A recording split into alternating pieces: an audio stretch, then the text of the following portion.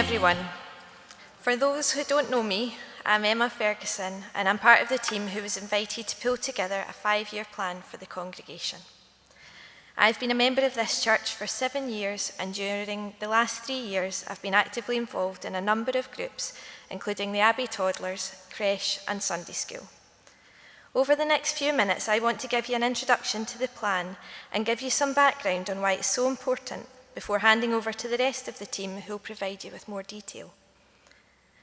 So why have we been working on a plan? There are several reasons for this. The first is simply that we are required to have a plan. The plan we're outlining today is the latest in a long line of 5-year plans which have historically been put in place. Some of you may remember the previous 5-year plan, and we used that as a starting point when we began looking ahead to the next 5 years and beyond. The work in developing this plan has been extensive and has included visits to other churches, gaining feedback, and the use of a variety of other tools to help us understand both our strengths and weaknesses. The second reason why having a plan is so important is change.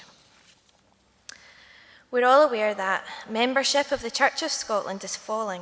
It's down to 340,000 from 1.6 in 1956. The membership is getting older, with too few younger members joining. The number of weddings and christenings continues to fall. In addition, it's recognised that the structure and processes of the Church of Scotland need to become more agile. These challenges can also be seen right here in the Abbey. Take a look around. Our membership has fallen to less than 700, and an average congregation is around 250. In line with an ageing population, the average age of our congregation is around the mid to late 60s. And financially, we've run at a deficit over the past 6 years. This is compounded by the very fact that the Abbey, as well as being our greatest physical asset, is also expensive to maintain and repair. But as with the Church of Scotland, we can also work smarter and be more agile in the way that we operate. With all of this in mind, our team has prepared a plan which at its heart is designed to ensure that the Abbey has a self-sustaining and successful future for the next 5 years and also for future generations.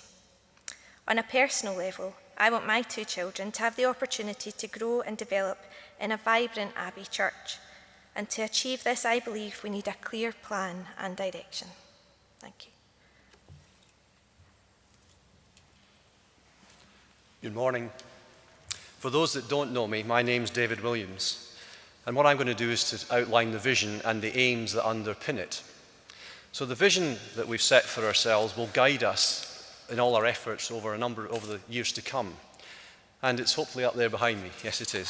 So we're looking to be recognised by others as a vibrant, compassionate, self-sustaining Christian community, welcoming to all. To highlight some words within that, the key words: vibrancy, we're looking for a bit more buzz around the place than we've been having in the past. We know we're already compassionate and welcoming because people tell us that, but we think we can be more so and with more people. And finally, self-sustaining. The key there is we really need to get more younger people coming through the church than we have at the moment if we're going to keep going and replace those who are unfortunately dying off. And also we need to address our finances, as has been hinted at earlier. The aims that underpin that mission are also underpinned themselves by a set of objectives and activities, so we have a plan as to how we're going to achieve those. Firstly, we're looking to develop worship, fellowship and care, and appeal to a much wider audience as we do so. For example, we want to do more for the elderly, and we also want to try and do more for family groups. And we want to become much more relevant, create a new relevance for the people out there who are not really coming in the numbers that we think should. Next, we're looking to enter into more partnerships with other organisations. We already have some, of course, and I hope you're well familiar with Playlist for Life and Food Share, etc. But we see that there's lots of needs around us and in the community that are not really being met by the state and similar organisations. And examples of those would be loneliness, self-esteem issues, dependency issues. So we're looking to work with other organisations who are already in existence or perhaps wish to form with our help, and maybe we can offer them the use of the halls or some time with the people in the congregation to work with them and address those needs. We are looking to be more active with presbytery and with 121. We already are, but we'd like to be more active. And other faith groups, the Muslim community, for example. We want to support these groups, we want to better understand them, we want to learn from them, and we want to work with them. We also want to do, while we already do some very good promotional stuff, we think we can do more. We'd like to do more. We have a good website, we have a good Facebook, we have Christmas cards, Easter cards for the parish. We're involved with the wedding fair. These are all good examples, but we think we can do much more to make people out there aware of what we do. And of course, if you look at some of the presentational stuff, very good stuff that we've got in the church, it's rather old-fashioned and it's focused on history. It's not really telling much about what we do in here. Once the new gallery over there opens, we're going to look quite shabby in comparison. So we already have plans to do more in the exhibition space with the Lost Tomb, for example, but we'd like to do more to tell people what we do in here, both within the church itself and through using other channels. So getting to the end, we also need to look at governance and management processes. We need to strengthen those. We need to improve our finances. I reckon we need something like a 10 to 15% increase in our regular income if we're going to cover our existing activities and offset the deficits. But if we're wanting to do more, we're going to have to get involved much more in fundraising type activities. And then at the very end here, we have the building. We know there's a lot to be done in the building, but we didn't want to let that drive what we do. We want to work out what we're going to do with the other things and then adapt the building accordingly. So we know we need to finish the restoration program that's been paused for a few years, but we also want to renovate both this building and the halls to make it useful for the future. So in summary, we've been doing a lot of good things and we want to continue doing them, but there's three key areas where I think we need to do more. These are doing more to care for our own and external communities, to develop the partnerships, and to get better at communications. Why did I volunteer to get involved in this venture and develop the plan? Well, I don't want to see this place wither away. Over the 10 years that I've been here, I've greatly appreciated the Christian love and the community that goes on from you people out here. And I really want and hope that people out there will get the opportunity and want to come and engage with us and be part of us. Thank you.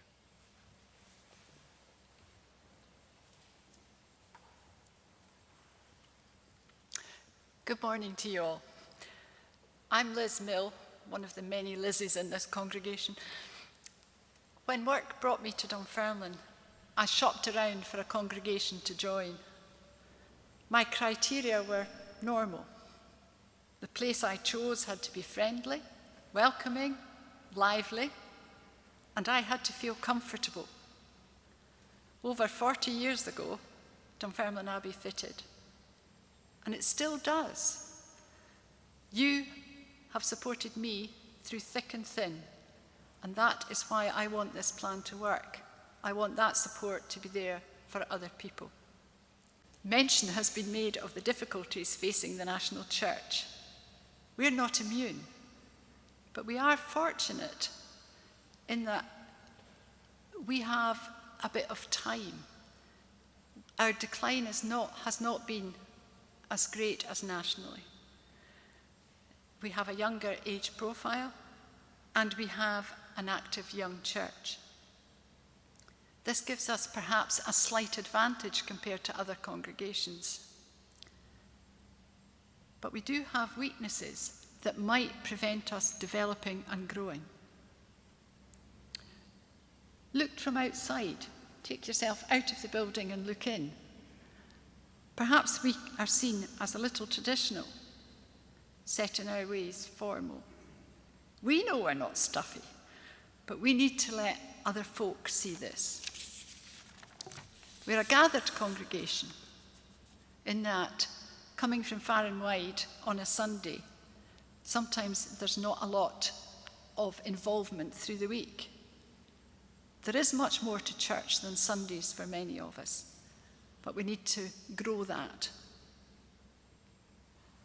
David mentioned the reluctance to market ourselves well. We need not to sit and wait for folk to find us, but to get outside the walls. Talking of the walls, David mentioned also that the buildings, both here and the hall, are a hindrance to us. They cost a lot to maintain, and they easily become the focus of our activities. The really bad news is that we have, over the last few years, been running at a deficit. More on that at lunch. This can't continue indefinitely. And there are changes afoot in the Church of Scotland nationally. Amalgamation of congregations, again being an iconic building, we might be a little safe in that direction. There is a national shortage of ministers, and the pressures on our minister are increasing too. So these challenges are on the leaflets in front of you, and for the choir's benefit, the material that we've been referring to on the screen is in the leaflets. But our case, we have lots of positives. As a church, we do a lot, and the plan is to attempt to build on that, take it forward. We have an active, enthusiastic minister, lively young church, and as a result, a lot of things have developed. Varieties of scale, from the knitting to the messy church to the new bereavement group. Compared with smaller congregations, our finances aren't as bad as all that. We have got funds that we can use and that have allowed us to carry on so far. And we have time, thanks to that, to build and plan for the future. The buildings, I've already referred to them as millstones. They do have potential for further uses. The halls are underutilised during the day. They're quite vibrant places in the evening, but during the day they're quiet. Perhaps other groups in the community need to learn that they're there, and we can use them, work with other people to help the needy in all sorts of ways. This might generate an income, and it would also enable us to be more active, seen as more active in the local area. This place of historic worship is an attraction to others as well. And can we manage the tourism better? Can we develop other partnerships that might, for example, promote the pilgrimage that does happen to here? Can we further develop our styles of worship? All these things are some of the ideas that are put forward in the plan. Now, you got the little leaflet. Unfortunately, the Kirk session got a 20-odd page version, which they had to read and digest before they could vote on it. But it is worth referring to. Finally, this congregation's biggest asset is yourselves. You, the people who make this faith community, members or not. Mention's been made of the things you've collectively achieved, whatever the scale of your contribution. Why are you here today? Well, it certainly wasn't to come and listen to me. You came to declare your faith by worshipping publicly, and because you care about other people. You're a multi-talented, even innovative group of people who care. You want to share your Christian love and humanity, even comfort, with others, such as the elderly, the diversely needy. I refer to the comfort I've gained from you, both when I first joined the church and later on? Can we continue as a group to work together to care with Christian love for all people within our church and beyond? Thank you for listening to me.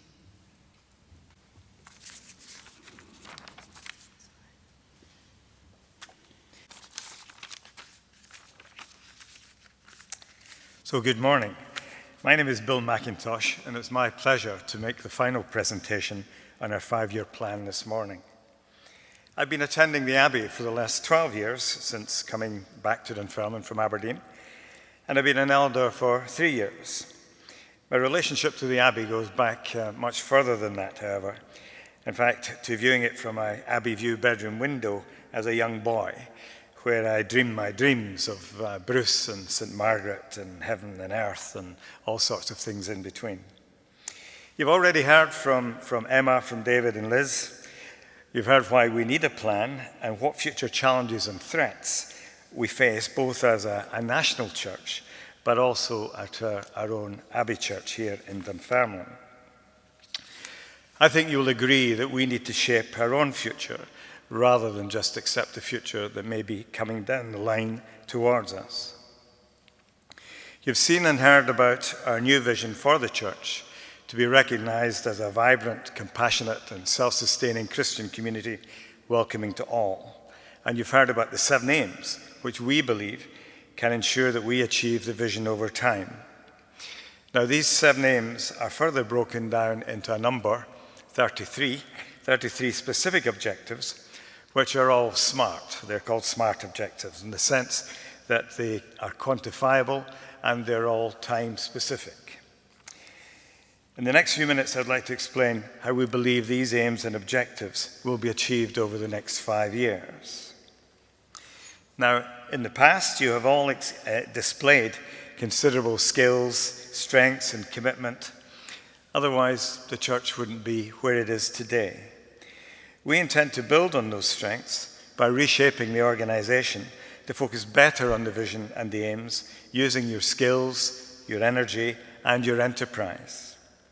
Consequently, as you can maybe just about see from the revised team structure diagram, we're intending to establish 6 new committees, formal committees, plus 1 new informal committee, which is nominations and people. These committees draw on the strength of the previous structure, and they have a clear remit and purpose. They have a remit to achieve the objectives and the aims that we've set out. They will be largely responsible for leading the delivery of these aims and objectives. They will coordinate their activities with all the other groups. They will report to the Kirk session regularly and also to you, the congregation. These committees will comprise people, us here today, drawn from the congregation, because like Emma, they want their children and grandchildren to be able to attend a vibrant, compassionate, self-sustaining and welcoming church here in Dunfermline, despite what may be happening nationally. Going forward, we need your continued and perhaps increasing support for our church. We need your knowledge, your skills, your energy, your enthusiasm, your prayers, your love, oh yes, and some additional finance if you can. All these things are vital if we're to be recognized in the way we want to be, and perhaps to be the hub church for Christian worship in this area. Before closing, I'd like to draw your attention to 3 things. 1, the plan is on the Abbey website, so you can go and have a look at it, and I think you'll find it very interesting. 2, there is a commitment volunteer form that you should have received in your hymn book this morning. If you don't have it, you'll get one outside, and it gives you the chance to tick a few boxes about things that you might be interested in following up.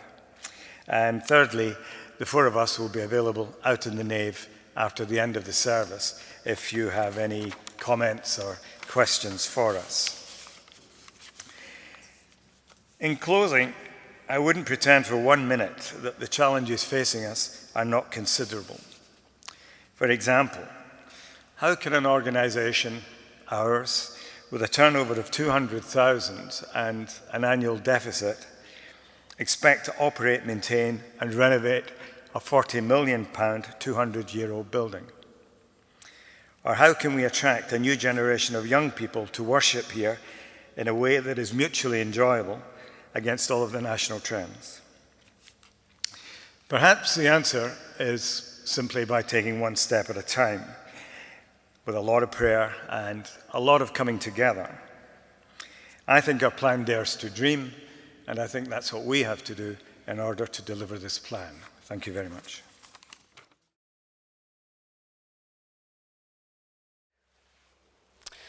Many of us, when we're on our holidays or off visiting other towns and cities, find ourselves drawn to churches. It's not particular to people who hold faith. Instead, people of no faith, little faith, or lots of faith find themselves inside ancient buildings and modern buildings, simply just to enjoy the architecture and structure of what they see. The notion of people of all faiths and none finding a building fascinating is not unknown to us. It's a large part of being this congregation, as a considerable amount of resources, physical and financial, are invested in ensuring that others are able to experience, at the very least, the building, but hopefully a sense of the faith and living presence of Christ in this place. In some ways, that's why all of us knowing and sharing in the development plan for this congregation is important, because this place is a well at which our outrageous conversations can take place, so that the opportunity to meet Jesus can happen. The symbol of water, the well, may not be as obvious in this building as in others, but we see the symbolism of water, the reminders of wells, on numerous occasions when we visit other churches. Our fonts are visual reminders of Jesus' baptism, but they also offer the image of a well, the moment in which the outcast and unrecognized is welcomed and refreshed by the presence of Christ. The first two fonts on the screen are from my study leave in February last year. The one on the left is in a modern cathedral in Guildford and has a hood on a pulley, which lifts from the font so that the bowl can be seen, and as the weight lifts the hood, the doves descend to sit over the font. The other one is a simple font in Chichester Cathedral, where the baptized see their reflection through the baptismal waters, a reminder that Christ can be found within us all. This next font I also found while I was away. This font's in Salisbury Cathedral. Just in case you can't see it properly, it is really enormous, and that's why I kept the people in the picture. It dominates the centre of the nave, right in the middle of the congregation. And if you look closely, you can see that the water is overflowing, and it constantly overflows throughout the day. It's always running. My companion, who was also a minister, and I had to stifle our giggles because we tried to consider the number of folk who might have to make a dash for the facilities during the services. Such was the noise of the water flowing. However, beyond the giggles, the imagery of this font and the biblical and faith moments it offers are exceptional. It looks like a well. The water spilling over acts as a reminder of the Creator's grace spilling. In the centre of the church, it's open and welcoming to all. Anyone can place their hands in the water. You don't have to be ordained. You don't even have to be baptized. Christ's waters are for everyone. Our reading takes us to the well on the hilltops where Moses had wandered, and now Jesus is passing through from Judea to Galilee. We need to forget our world in which men and women talk and enter that world of the Bible where men and women only spoke if they were married. To become betrothed to another even involved a third party. The conversation between Jesus and the Samaritan woman burst boundaries on many fronts. In one conversation, the taboos of gender, ritual purity, socio-economic poverty, and religious hostility are all brought to the fore and confronted. While the water in the well will quench the thirst of individuals short term, it's only the overflowing water of life found in Jesus that can change and challenge the lives of those who are excluded, denigrated, exploited, and marginalized. Every time someone is drawn to the well of living water, they find themselves transformed so that they can spill the waters of the Creator into the lives of others they meet. For many of us, I hope, Sunday morning is an encounter at the well, a moment when we come looking for something, uncertain what it is, and find the thirst quenched, keen to learn and share. At the very least of what our development plan invites us to do, it's to be drawn back to the well, to experience the overwhelming power of the flowing waters of Christ. At its most daring, the plan cuts to the commission of Jesus, inviting us to share what we know in whatever way we can, and sharing and hoping to bring others to the well. We do so in the knowledge that the Creator's well is overflowing. It knows no limits. It's open to all who may pass by and place their hands in the water to find themselves moved and empowered to share their experience with others.